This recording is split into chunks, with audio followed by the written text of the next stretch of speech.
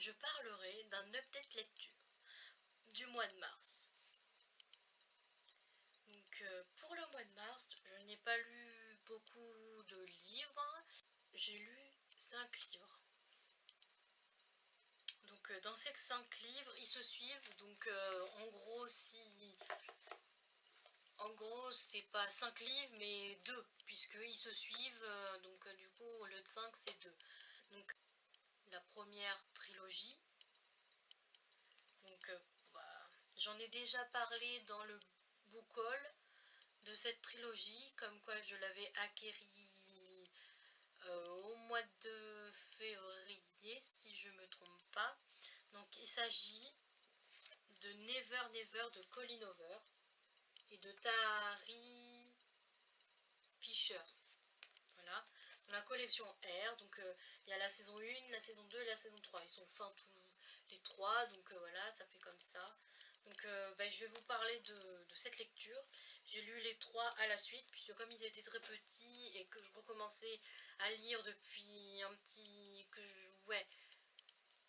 je voulais recommencer à lire, mais que je voulais lire tout doucement, puisque j'ai eu une grande panne de lecture pendant 2-3 mois, donc j'ai recommencé à lire récemment, et du coup je voulais commencer petit, alors du coup j'ai commencé avec cela. Donc je vais vous en parler, pour voilà. Et le deuxième livre que j'ai lu, c'est un tome 1 et un tome 2. Il s'agit de Adopt Love de Gaia Alexia, désolée pour le nom. Donc il y a le tome 1 et le tome 2. Donc je les ai lus, donc je vais vous en parler. Je n'ai pas lu d'autres livres à part ces 5 là. Donc pour le mois de mars ça va être très court, mais je vais essayer d'en lire un peu plus au mois d'avril. Mais je viens d'apprendre que je suis prise pour une formation qui dure 1 an. Donc j'aurai un petit peu moins de temps de lire qu'avant, puisque avant j'avais toutes mes journées, toutes mes soirées, j'avais tous les jours pour lire. Mais maintenant que je vais être prise pour une formation, pour faire une formation, du coup j'aurai un peu moins de temps de lire, mais je vais essayer quand même de lire un peu pour pouvoir continuer à faire des updates lecture. Donc voilà pour ça. Donc je vais pas raconter, je vais arrêter de faire du blabla. Et puis je vais vous dire ce que j'ai pensé de la première trilogie, du premier livre que j'ai lu. Donc bien sûr que dans les autres vidéos précédentes, je vous avais parlé comme quoi j'étais fan de Colleen Hoover, que c'était mon autrice préférée, que depuis que j'avais lu Hopeless et Maybe Someday, c'était devenu un coup de cœur, et du coup j'ai pas pu... j'ai voulu suivre tous ces livres qui sortaient. C'est vrai que les autres, je ne les ai pas lus encore, puisque pour l'instant, je suis pas dans ma période où j'ai envie de les lire. Donc je ne les ai pas lus, je sais qu'il faut que je les lise, mais ouais, je suis pas dans ma période pour les lire, donc je les lirai pas tout de suite. J'ai entendu pas mal de bien de ces autres bouquins qu'elle a fait. Normalement j'en ai 4 dans ma pile à lire de Colleen Hoover que je n'ai pas lu. Donc les 4 normalement devraient sortir prochainement, mais je ne sais pas du tout quel mois ça sera, puisque malheureusement j'ai pas voulu, comment dire, j'ai pas voulu les lire parce que je suis pas dans le bon mood pour les lire, d'une chose. Après de deux, ils sont un peu longs. Bon, ils font beaucoup de pages. Je sais que ça se lit rapidement, mais comme je commençais à revenir tout doucement de mon blanc de lecture, de mon problème où je lisais pas pendant des mois. Là j'ai voulu reprendre tout doucement. Alors c'est vrai qu'avec Adopt Love qui fait à peu près dans les 500-600 pages, c'est vrai que c'est pas trop bien. Mais comme je le lis électroniquement, du coup ça va un peu plus vite que sur papier. Donc forcément, voilà. Donc je vais arrêter et puis je vais parler de ce bouquin. Alors, alors déjà ce livre, je l'ai trouvé déjà addictif, puisque déjà d'une, quand j'ai commencé, le premier, quand j'ai commencé celui-là, je me suis dit, oh là là, il y a un suspense, il y a quelque chose et tout. Au début, déjà quand je l'ai commencé, je me suis dit, oh là là, j'ai pas trop envie de lire. J'étais encore un peu, je ramais encore parce que j'étais encore dans ma panne lecture. Donc c'est vrai que c'était assez embêtant parce que j'avais du mal à rentrer dedans. Et puis un soir, je me suis dit, allez, Mégane, il faut que tu fonces, tu le lis. Donc je l'ai lu. Sauf que à la fin, j'étais tellement sur le cul parce que je voulais absolument savoir ce qui se passait et la suite. Donc bah, du coup, j'ai voulu absolument avoir la suite. Alors du coup, au fil des jours, bah, du coup, j'ai fini le premier. Et puis après, bah, quand j'ai fini, ouais, je suis restée sur le cul. Donc j'ai voulu absolument savoir la suite. Donc je me suis lu... bah forcément, je me suis lu le tome 2. Donc j'ai lu le tome 2. Après avoir fini le tome 2, bah, il fallait que je sache la suite. Donc j'ai lu le tome 3 après. Donc après avoir lu le tome 3, et ben, à la fin j'étais sur le cul parce que je me suis dit, ah ouais, ah ouais, ça a fini comme ça. Je me suis dit dans ma tête, je me suis dit, non mais c'est incroyable quoi. Dans ma tête, je me suis dit, non mais j'aurais jamais pensé à ça. Moi j'avais pensé, ouais, je pensais pas que l'histoire aurait fini comme ça. Moi dans ma tête, je l'aurais fait autrement. Alors du coup, voilà. Donc ben, l'histoire, ça parle d'une fille qui s'appelle Charlie et d'un garçon qui s'appelle Silas. Ils sont très amoureux, ils sont adolescents, donc voilà, ils sont amoureux depuis qu'ils sont petits, si je me trompe pas. Et un jour, ils sont au lycée, tranquillement, et puis ils sont en cours, et puis d'un coup, ils se rappellent plus de rien. De plus rien. Et ils se rappellent plus de leurs parents, ils se rappellent plus de leurs amis, ils se rappellent plus qu'ils sont amoureux, qu'ils sont copains, quoi, que c'est son mec, que c'est sa femme, que c'est sa meuf, quoi. Ils se rappellent plus du tout, tous les deux, ils se rappellent plus du tout en même temps, à la même heure, le même jour, ils se rappellent plus de rien du tout. Alors du coup, ben, au début c'est un peu frustrant parce qu'ils savent pas trop, du coup ils se rencontrent et tout, comme si c'était une nouvelle rencontre en fait. Et puis au fil de la lecture, et ben du coup ils se rendent compte, ils essaient de comprendre et tout, ils essaient de trouver des journaux où ils ont pu expliquer pourquoi ils ont perdu la mémoire, essayer de se rappeler de souvenirs, ils ont essayé de chercher des indices, des trucs. Et puis au bout d'un moment, ils ont trouvé quelque chose, une lettre, qui est écrite par Silas et Charlie, par eux-mêmes, mais ils s'en rappellent pas qu'ils ont écrit cette lettre, en leur disant qu'ils ont perdu la mémoire et tout. Alors du coup, ils ont noté leur adresse, leur nom, leur prénom, leur ami, ils ont noté tout ce qui était important pour se rappeler. Et en fait, ben, l'histoire, ça raconte, oui, que c'est un couple amoureux qui, d'un coup, perdent la mémoire et qu'ils essaient de trouver une issue pour récupérer leur mémoire et pour savoir ce qui se passe. Et c'est vrai que ben, moi, quand j'ai lu cette histoire, je me suis dit, ah mais merde, je sais pas, il y a une magicienne, il y a quelqu'un qui leur a effacé la mémoire, c'est pas possible.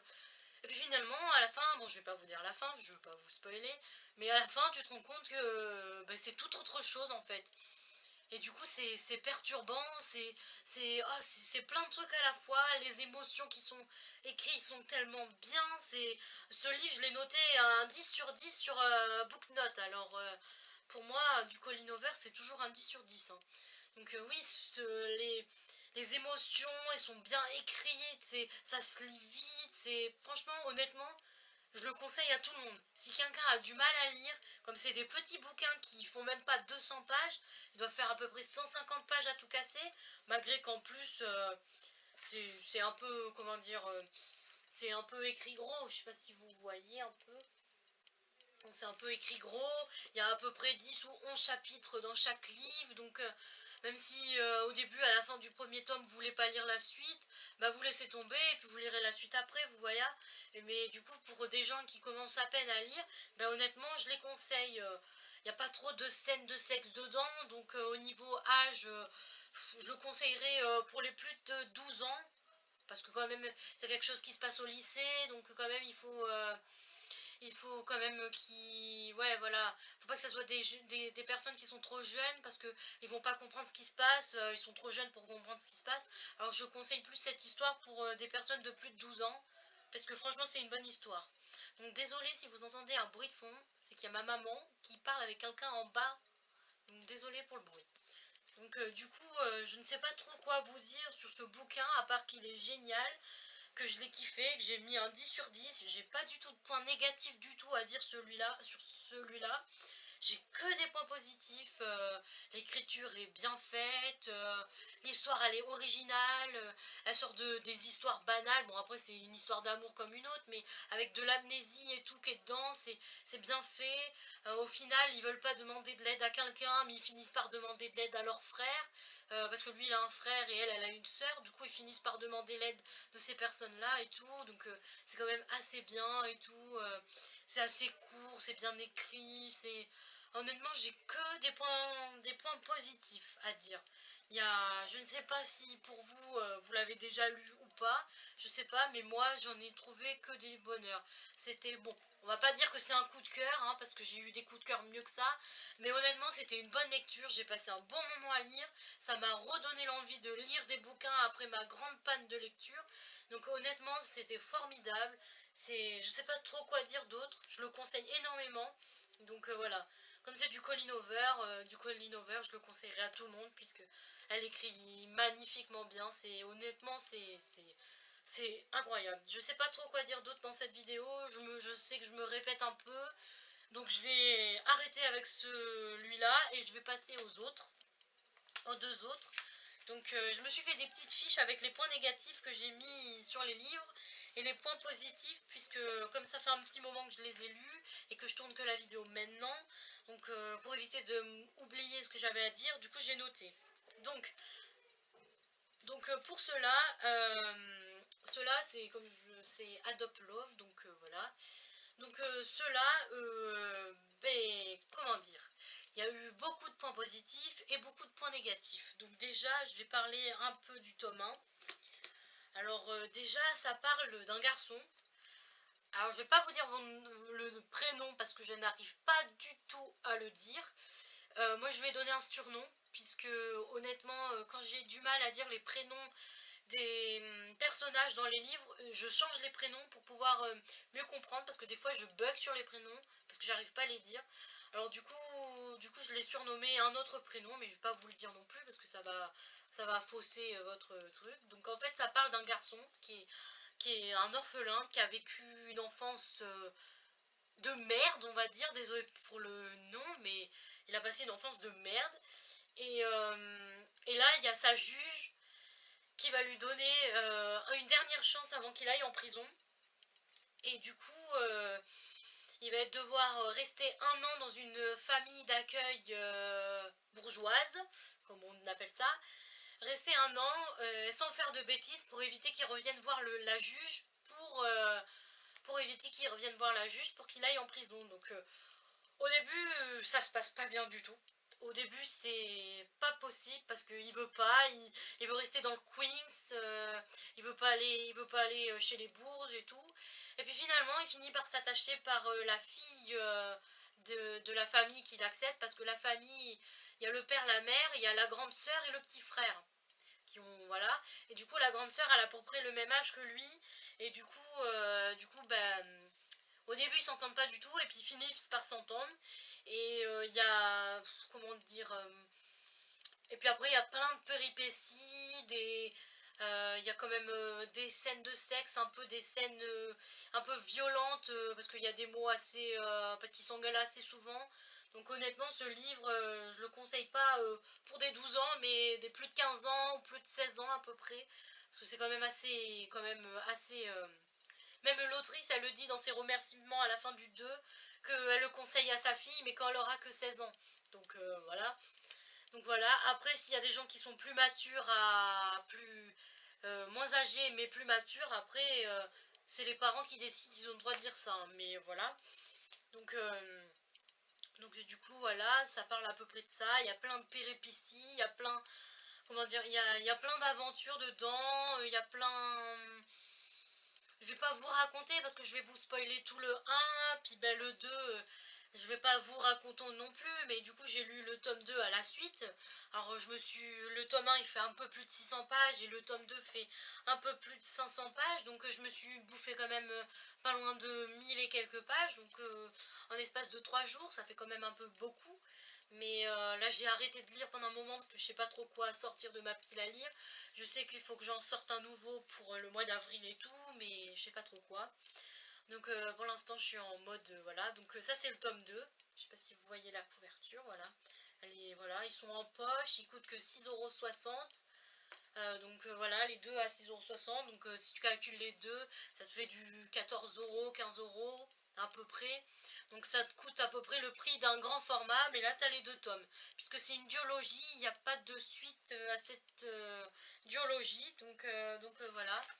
Donc je ne sais pas trop quoi vous résumer de plus, puisqu'après j'ai pas trop envie de vous spoiler. À part ce que je veux vous dire qu'il est addictif, parce que j'en ai fait une nuit blanche complètement. J'ai pas dormi de la nuit parce que j'arrêtais pas de le lire. Je m'en suis même rendue malade puisque je l'ai lu. J'ai fait une nuit blanche, du coup j'ai pas dormi. Après j'ai passé toute une journée à le lire et quand je me suis arrivée vers 4 h de l'après-midi, j'étais pas bien, j'avais mal au ventre parce que j'avais pas bu, j'avais pas mangé. Je pouvais pas m'arrêter, j'étais obligée de rester sur le bouquin et de le lire jusqu'au bout. Et sauf que j'étais pas bien, j'ai failli faire un malaise, alors du coup j'ai dû me stopper. C'est pour ça que j'ai mis 3 jours pour le lire, mais normalement j'aurais mis 2 jours, hein, si j'avais pas eu de problème et tout. J'ai même fait un malaise, alors pour vous dire que ce bouquin, il était addictif à un point jusqu'à en faire un malaise quand même. Donc voilà. Le début du tome 1, je l'ai trouvé trop long, parce que ça a expliqué le début forcément. Je l'ai trouvé trop long, il n'y avait pas assez d'action dans le tome 1. Le tome 2, on va pas dire le contraire, mais le tome 2 était bien meilleur que le tome 1. L'action, elle était jusqu'au bout, mais alors pas possible. Ça c'est le point négatif, que ça a été trop long à démarrer, qu'il y a trop de pages, j'aurais sauté des passages. Ça raconte le premier tome, je sais pas, je me rappelle plus exactement, mais genre le début, je l'ai trouvé trop long parce que ça s'est passé, le début s'est passé en 4 jours et les 4 jours étaient trop longs pour moi. Ça expliquait tout le long de la journée en fait, et pour moi c'était trop long.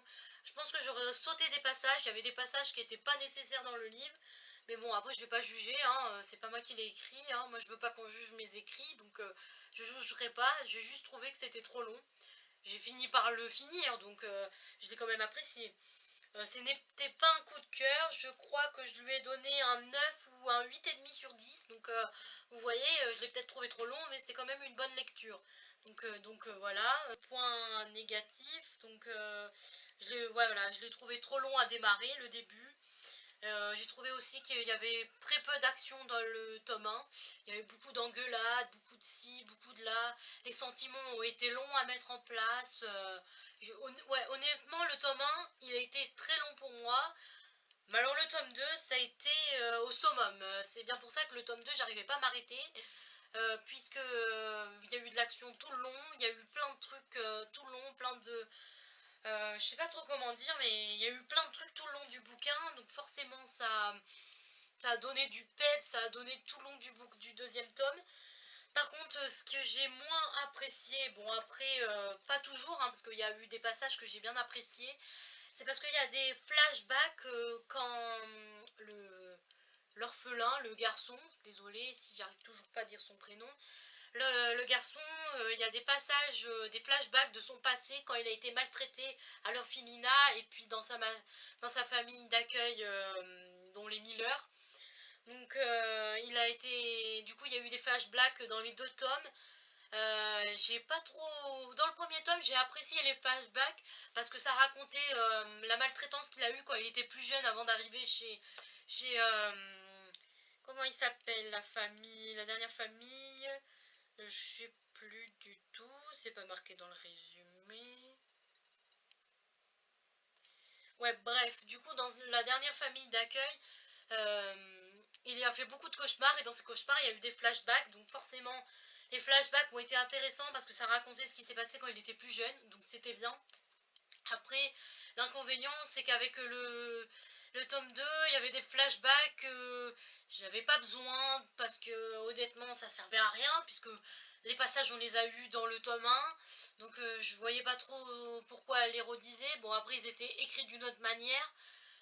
Mais voilà, après, ce que j'ai moyennement apprécié, j'ai du mal aussi à apprécier ça, c'est que dans le tome 1, ce que j'ai apprécié, c'est que tout le tome 1 est au point de vue de l'orphelin, du garçon, le personnage principal. Et dans le tome 2, ben, c'est du point de vue de la fille et du garçon. Donc c'était un peu pénible parce que quand tu voulais lire tout le point de vue du garçon, et ben, tu pouvais pas parce que quand tu avais fini un chapitre, c'était le point de vue de la fille. Donc c'était... Du coup, c'est pour ça que tu n'arrivais pas à t'arrêter parce que tu voulais absolument savoir ce qui se passait du point de vue du garçon. Alors du coup, tu te dépêchais à lire le point de vue de la fille. Après, c'était l'inverse. Quand tu étais au point de vue du garçon, tu voulais absolument savoir ce qui se passait après pour le point de vue de la fille. Donc c'était assez pénible. Les flashbacks qu'il y a eu dans le tome 2, pour moi, ont été, comment dire, un peu... et pour moi, il y en avait certains qui servaient, d'autres qui servaient à rien. Du coup, ça aurait, comme j'ai dit dans le tome 1, il y a des passages qui n'auraient pas eu besoin de mettre dans le livre. Du coup, ça l'aurait fait moins long. Et du coup, ça aurait été mieux. Ça aurait été une lecture plus facile que ces 600 ou 500 pages. Donc voilà. Après, en point positif, qu'est-ce que je pourrais dire, l'histoire, honnêtement, elle est originale.